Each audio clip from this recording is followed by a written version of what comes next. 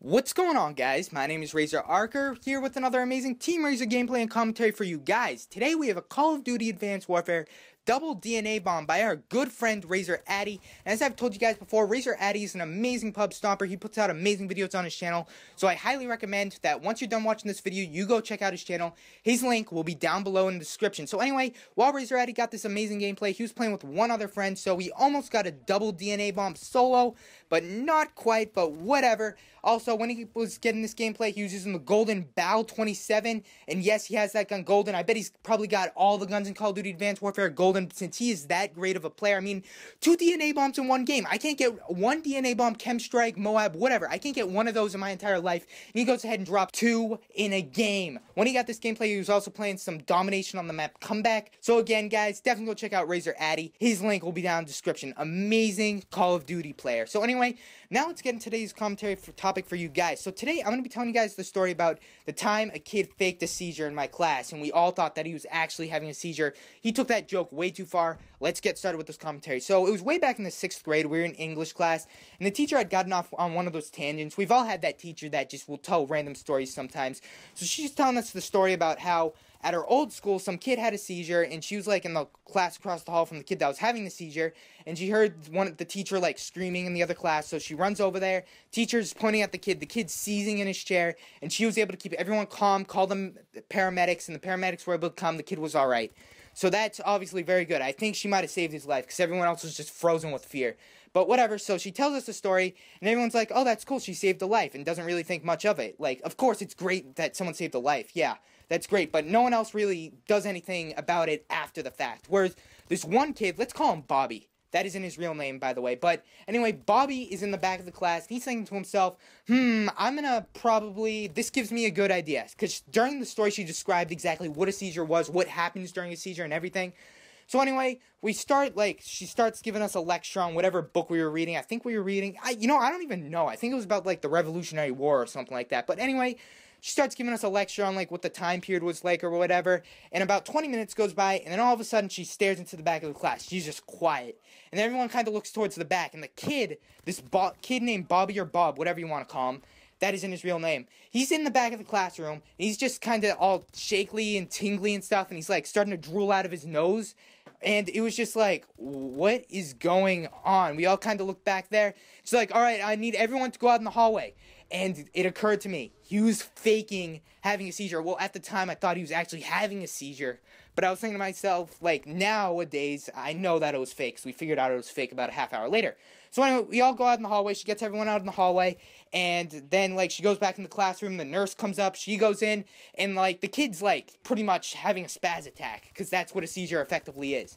So anyway, he has a seizure. And then he kind of calms down. So then they have to call the ambulance, and we're still all sitting out in the hallway. It's been about 30 minutes or whatever. They had to put the school into a code blue or whatever it's called, so that means no one else can come outside their classrooms. It isn't like when a shooter comes in, you have to hunker down in your classroom or whatever. I think they changed that system, but it wasn't like any of that. It's if there's an emergency in the school and they need the hallways clear, so that way emergency personnel can get through, that's what they'll do. They'll call code blue, where code red is locked down, there's some dangerous guy, and then there's another code where that tells you to jump out the window if a shooter comes in, whatever. So anyway, they call code blue, everyone else has to clear the hallway, we have to stay in the hallway, and then the paramedics come up with a stretcher and stuff, and they go into the classroom. I'm thinking to myself, they're this kid is actually legitimately dying. There is no way he could be faking it. If he had faked it, then he would have been oh, I'm fine, and then he just would have probably gotten detention or whatever. But he took this way, way too far. So anyway, paramedics come up, they go into the classroom, and then they get the kid on the stretcher, and he's still kind of semi-conscious, or he's faking he's semi-unconscious.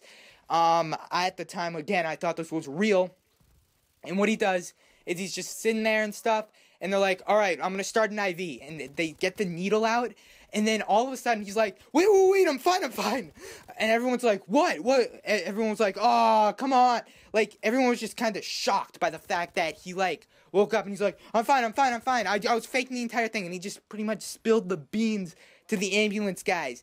And it's thinking to myself, that is serious, having the ambulance guys come in the first place, as well as just faking the seizure in the first place. I mean, it's like, those ambulance guys right now are probably missing out. If someone else across town had another emergency, they're missing out on that emergency, and that person could possibly be in danger.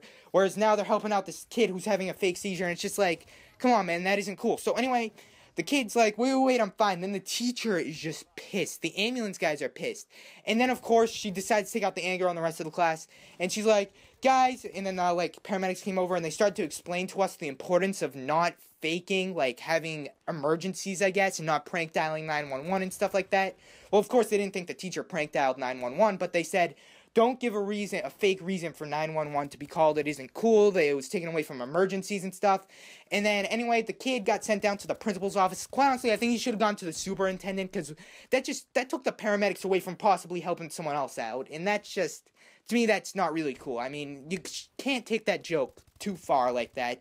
So anyway, kid gets sent down to the principal's office. Teacher brings us back into class. They lift the code blue or whatever. And of course, she's pissed because we lost an entire class day pretty much. So she's like, all right, you guys are going to have to do like 5 essays for homework tonight. I don't know what the homework was. I just remember we got a ton of homework. And yeah, so overall, she was very, very upset with the class as a whole. Not just that kid. I think the kid got suspended for like a week or something. That's it.